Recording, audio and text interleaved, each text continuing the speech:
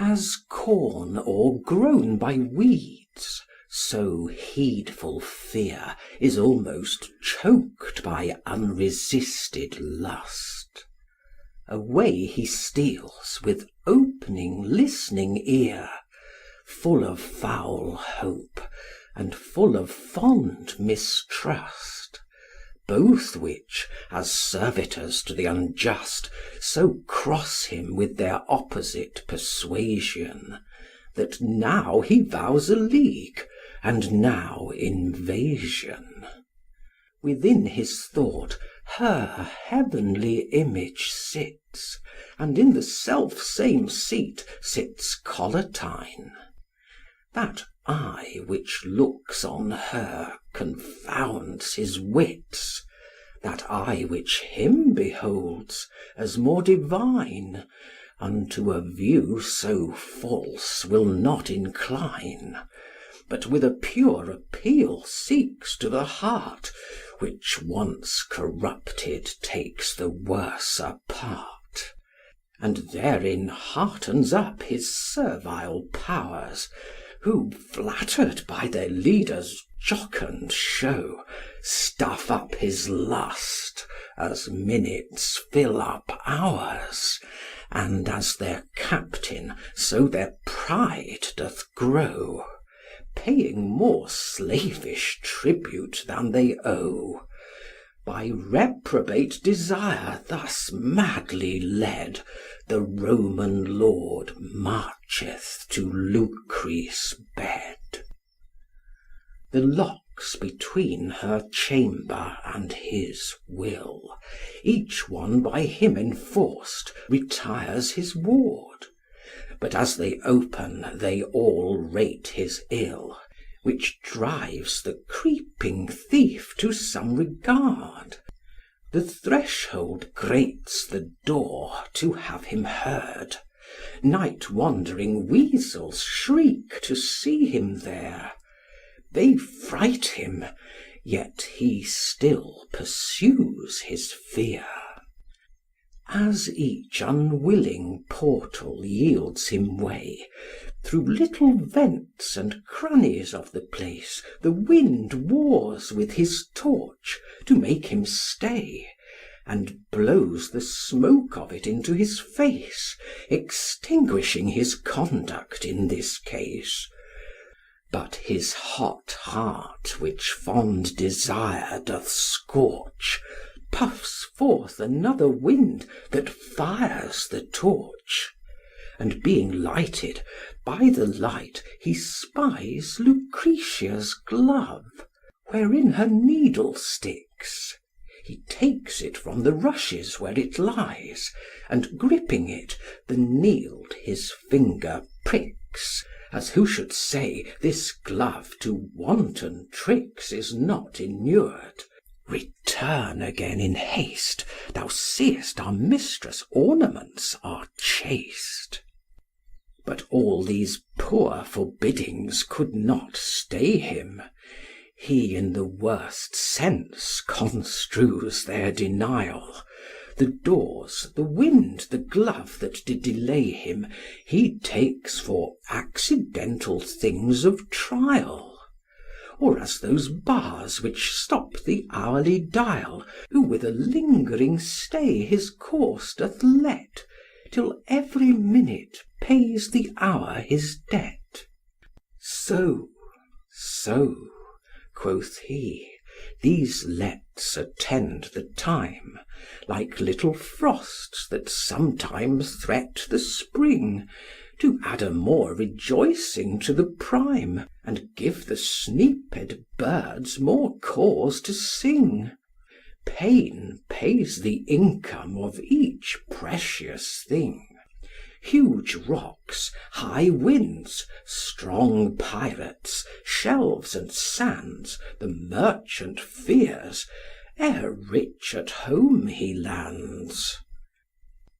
Now he is come unto the chamber door, That shuts him from the heaven of his thought, With a yielding latch, and with no more, Hath barr'd him from the blessed thing he sought.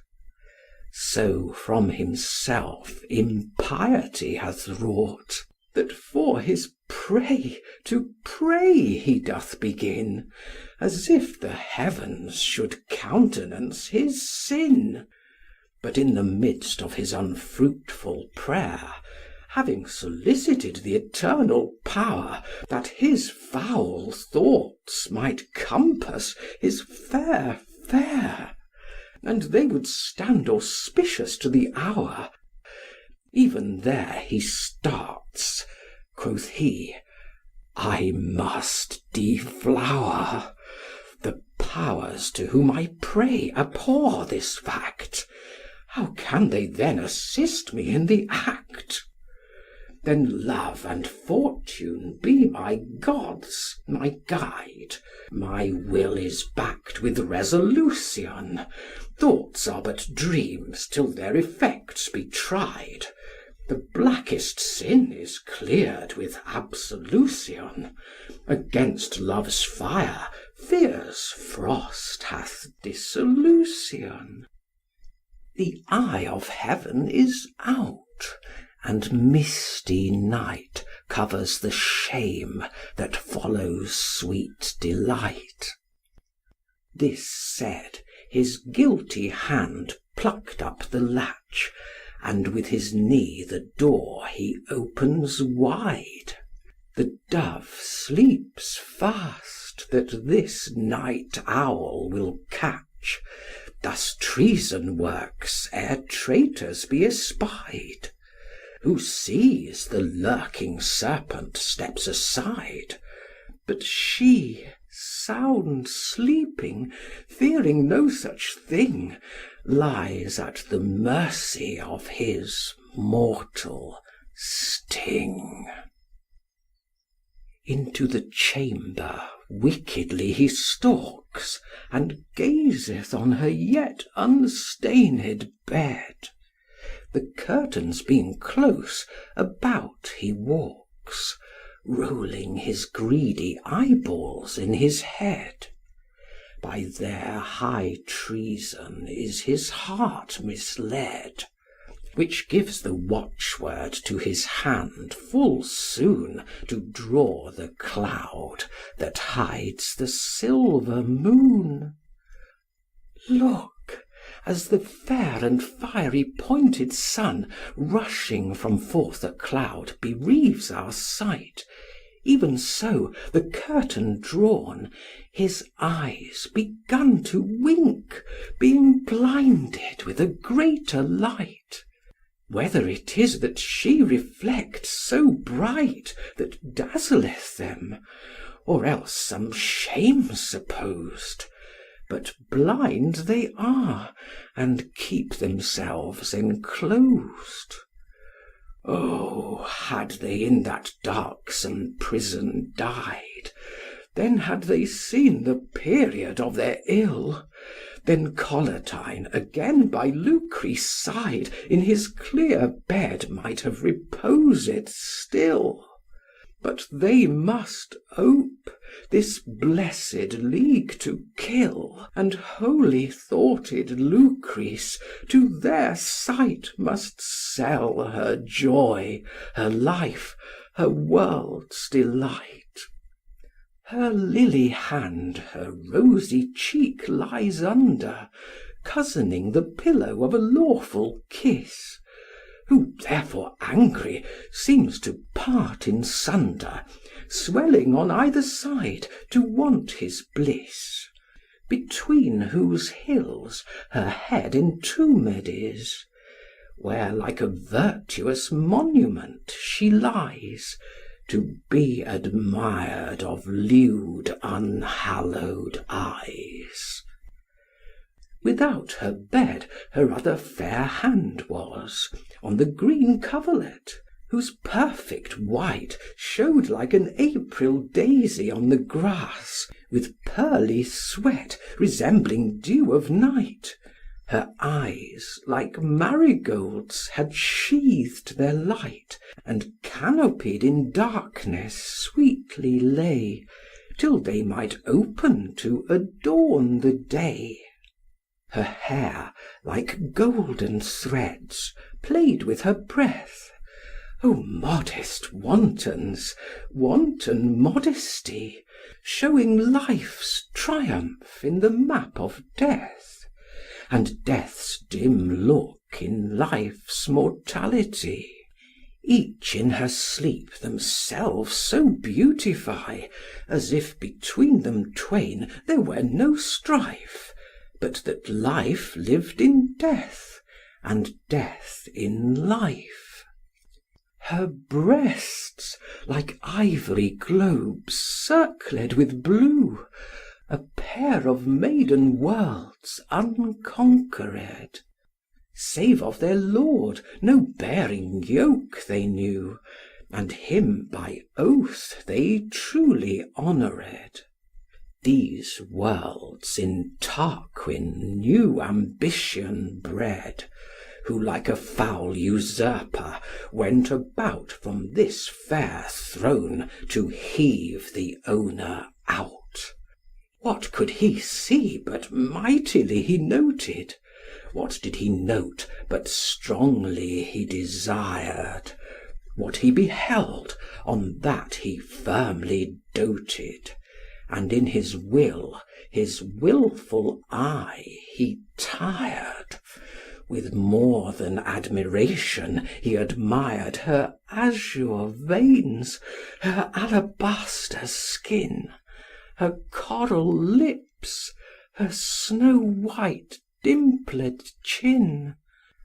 As the grim lion fawneth o'er his prey, sharp hunger by the conquest satisfied, so o'er this sleeping soul doth Tarquin stay, his rage of lust by grazing qualified, slacked, not suppressed. For standing by her side, his eye, which late this mutiny restrains, unto a greater uproar tempts his veins. And they, like straggling slaves for pillage fighting, obdurate vassals, fell exploits effecting, in bloody death and ravishment delighting, nor children's tears, nor mothers' groans respecting, swell in their pride, the onset still expecting. Anon his beating heart, alarum striking, gives the hot charge, and bids them do their liking.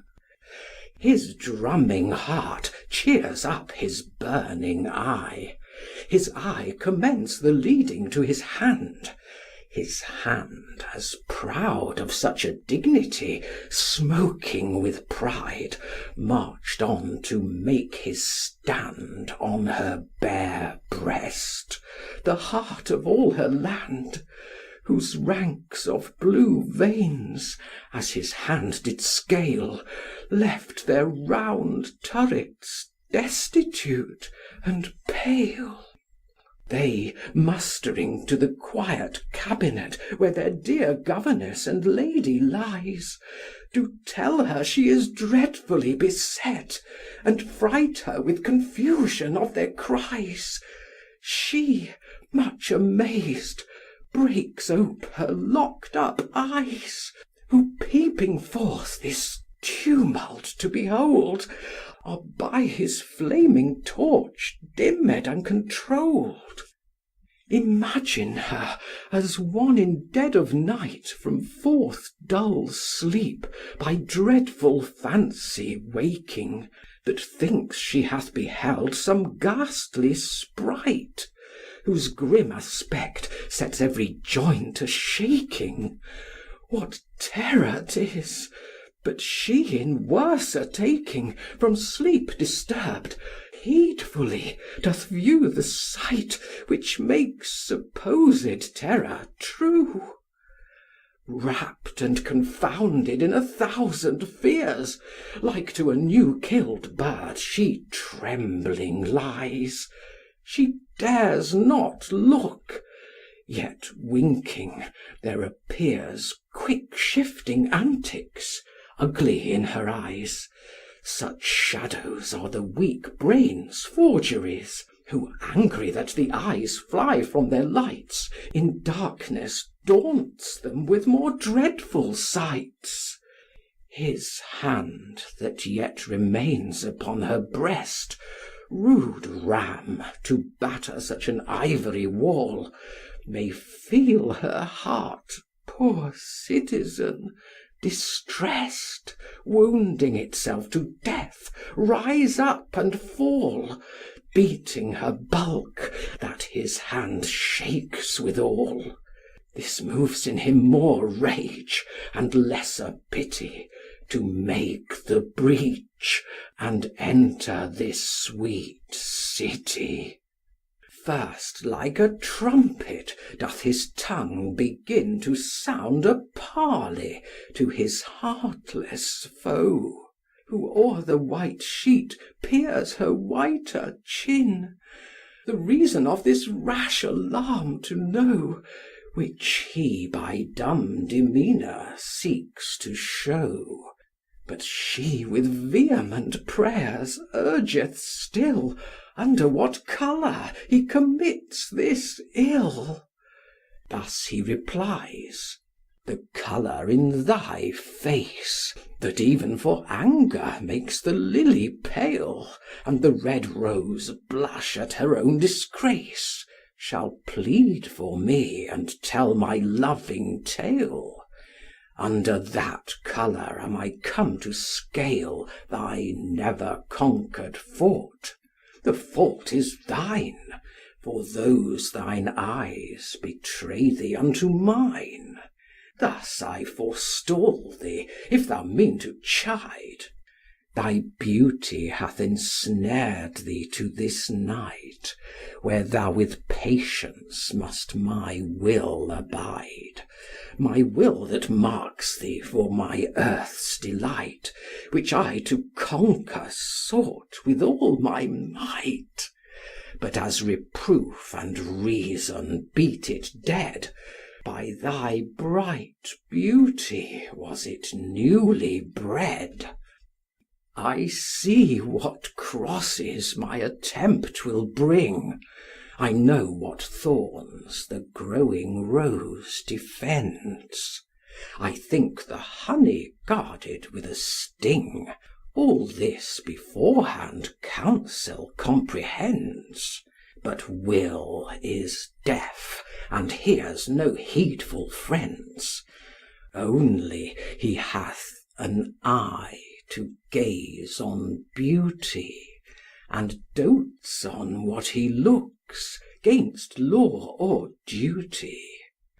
I have debated even in my soul what wrong, what shame, what sorrow I shall breed, but nothing can affection's course control, or stop the headlong fury of his speed. I know repentant tears ensue the deed, reproach, disdain, and deadly enmity, yet strike I to embrace mine infamy. This said, he shakes aloft his Roman blade, which, like a falcon towering in the skies, coucheth the fowl below with his wings' shade, whose crooked beak threats if he mount he dies. So under his insulting falchion lies harmless Lucretia, marking what he tells with trembling fear, as fowl hear falcons' bells.